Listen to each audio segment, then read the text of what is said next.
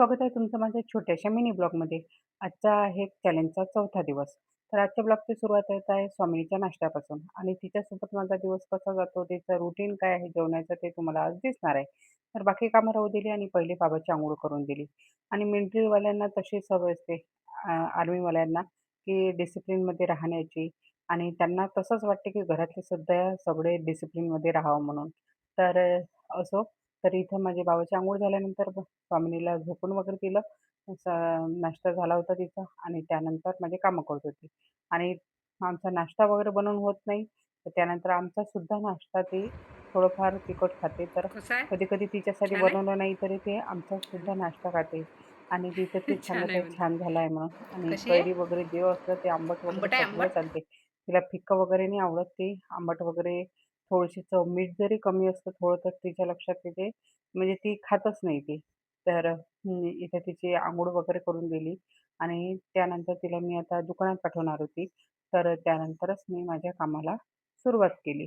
तर घरातल्या अगोदर आता रात्रीचे जे भांडे घासले होते ते आता लावून घेत आहे मी आणि त्यानंतर मला किचनसुद्धा क्लीन म्हणजे नाश्त्याचे भांडे वगैरे नंतर क्लीन केले आणि त्यानंतर स्वयंपाकाला आता सुरुवात करणार होती.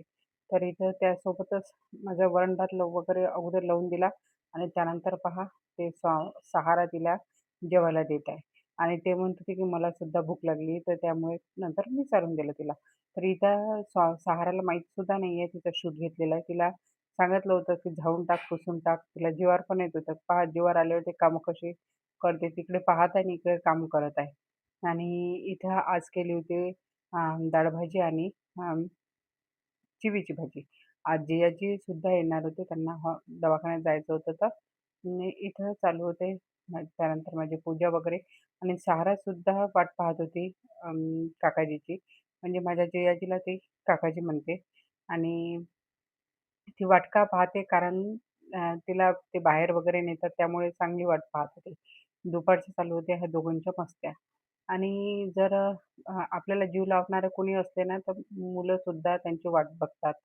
तर लहान मुलांचं मन सुद्धा तसंच असते. जे जीव लावतात त्यांची मनापासून वाट पाहतात ते. तर इथं ते सहाराची स्वामींची मस्ती चालू होती आणि इथं माझं जेवण चालू होतं आणि त्याचबरोबर संध्याकाळी आणलं होतं आमच्या घरी आईस्क्रीम. तर फॅमिली पॅकच आणला होता आणि माझा स्वयंपाक पाहुणचार चालू होता कारण त्यांना दुसऱ्या दिवशी सकाळीच जायचं होतं. तर मी दुपारीच मुगाची डाळ वगैरे टाकली होती कारण मुगाची भजी वगैरे करणार होती मी. तर इथं पनीरची भाजी केली, श्रीखंड वगैरे. त्यानंतर भजे, साधे भजे आणि मुगाचे भजेसुद्धा केले. आणि इथं सगळं पाहुणचार वगैरे केला आणि रात्रीचे तरी 9 वाजले होते कारण स्वामिनीला धरूनच सगळं करायचं होतं. सोबत घेऊनच तिला करायचं होतं आणि हा ब्लॉग कसा वाटला नक्की कमेंटमध्ये सांगा आणि चॅनलवर नवीन असाल तर चॅनलला सबस्क्राईब करा.